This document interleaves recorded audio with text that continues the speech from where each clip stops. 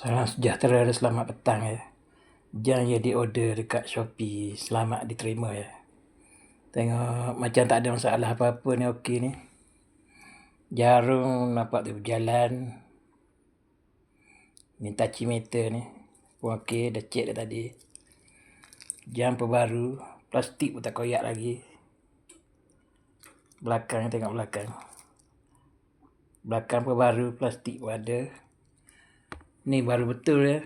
Ada manual book, ada warranty card. Ada dia punya kemasan eksklusif lah ya. Eksklusif ataupun eksekutif, dah menarik ya. Berpadanan dengan harga.